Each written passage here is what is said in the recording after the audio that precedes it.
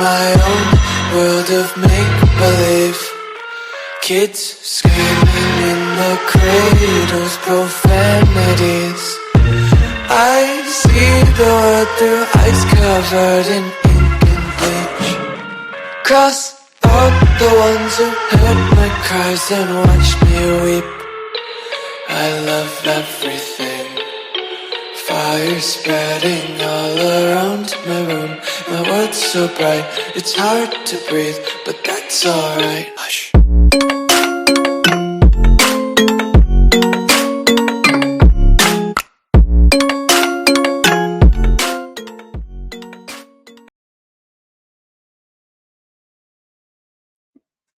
Hey guys, and welcome back to the channel where we do talk all things true crime. Today I'm going to be showing you guys an interview with Stacy Chapin. I did post one a couple days ago, but this is a different interview. It's the full interview. So without further ado, let's just go ahead and get right into it. Let me know what you think in the comments below. You're going to see some new pictures of Ethan, which I think is great.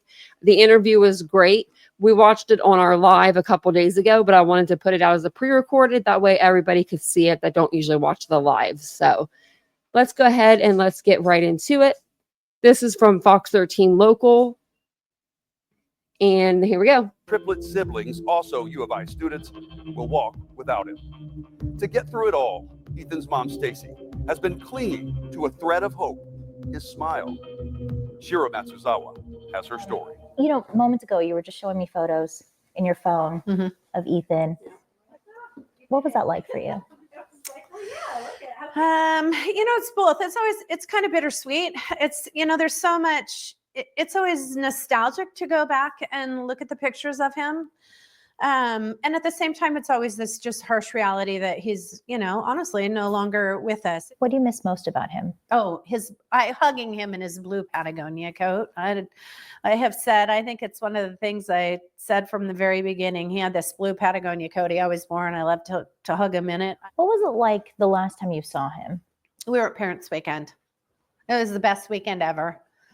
Jim and I have talked about that a million times. We drove out of Moscow that day, and we were like, we've done a good job here with these kids. Stacy Chapin spoke with us at her friend's house. We bring up the things we have to talk about. 2.5 years of public attention since the murders has left her protective of her family's privacy. It's been 1.5 years since her last major interview, and there are some topics that are still too sensitive to talk about. Like the night of the murders. I think a lot of people are wondering just how you and your family are doing, right? I guess, how are you doing day to day right now?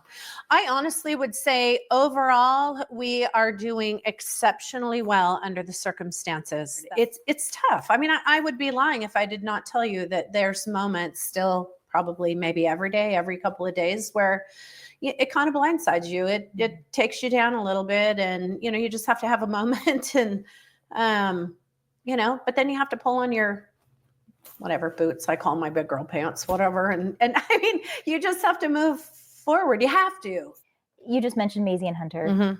I mean, you were telling me off camera, they're getting ready to graduate in May, and their futures, are starting. Kind of talk about how they're doing specifically and what's next for them. My gosh, they just amaze me, to be honest. I mean, let's be honest, triplets, they could have literally, they could have fallen off and we would be rescuing them, but they have just persevered. May 10th. Obviously it's a big day for you. Yeah. But do you also prepare, I don't know if I'm prepared for it. See, you got me on that one. I don't know. It's going to be a tough day. It's a day, honestly, that Jim and I we just have to be parents that day. We have to be parents to Maisie and Hunter. Sure. We have to. It's the most important thing. They have achieved this incredible goal. Yeah, there's a silent, tough day coming. Yeah. So we were talking off camera about the trial. I know in the past, you've said that you wouldn't attend, but now you're kind of reconsidering. Is that correct? We have been adamant about saying we would not attend. And it's funny, as we get closer to the trial, all I can explain it like I just feel this impending storm that's coming, and we're reconsidering is what I would say at this point. And as the hearings get closer and more information comes out, and it's just made us rethink. You have to think about the kids who, like in our case, Ethan, who can't be there, obviously.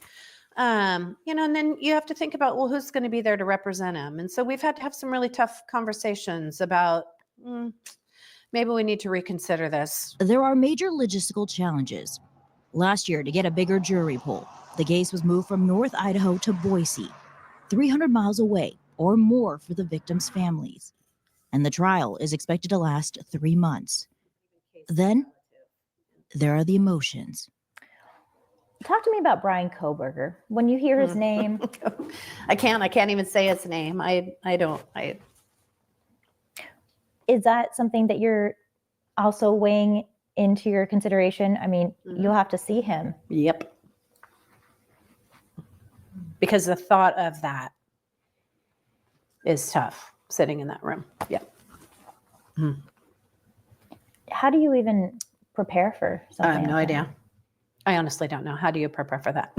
If anybody has an answer out there who watches this tonight, let me know, because I don't know. I honestly don't know. But trust that I have thought about it from every direction. How do you walk into a courtroom and sit, other than to go in and be desensitized to it, so that you kind of know exactly what you're up against, where he sits, what the judge looks like, what the courtroom looks like. I don't know. I have no idea, honestly.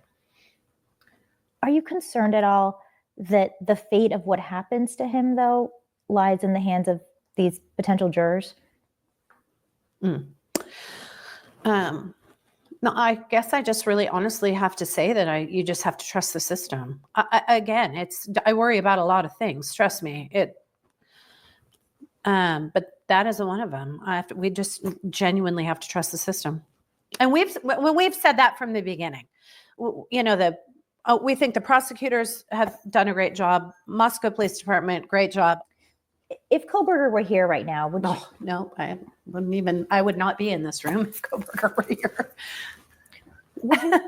Is there something you would like to say to him? Do you have a message? No. Nope. If he gets sentenced, a state of Idaho has impact statements, and maybe we'll all say something at that point. But I can't really answer that question. I don't know. I don't go there.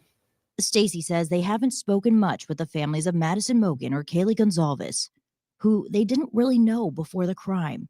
But they stay in touch with Xana Kernodle's family. Xana was Ethan's girlfriend. Stacy also stays busy, keeping her son's memory alive. The Chapins are working with best-selling author James Patterson, who asked if he could write about Ethan and what happened. And there's the foundation.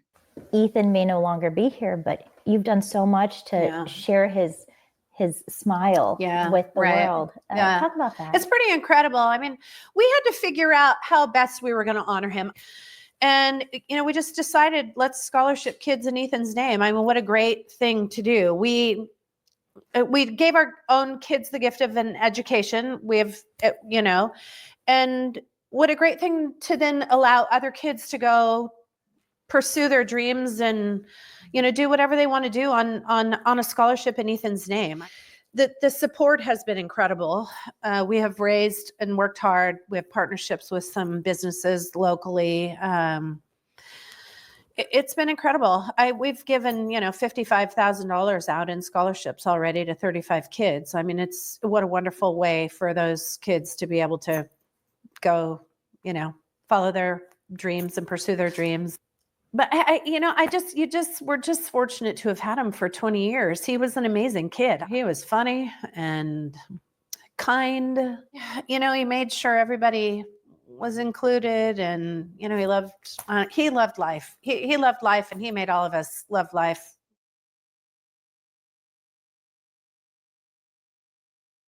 Up next.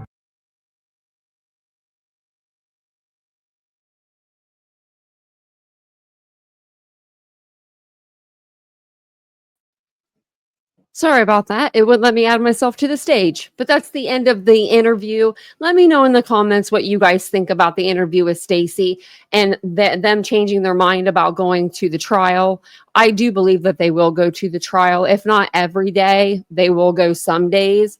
And I do believe that they'll do an impact statement. So I really wish that they would talk to the other families, all collectively, all 4 families would talk to each other, but that's not how this, happens sometimes. So thank you guys so much for joining me for a video. Let me know in the comments below what you guys think, and I will see you guys tonight on our live at 9:15 p.m.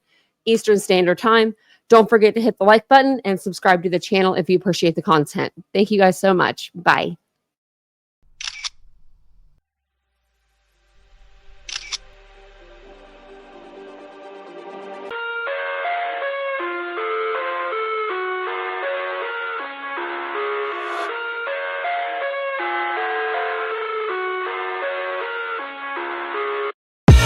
I live inside my own world of make-believe.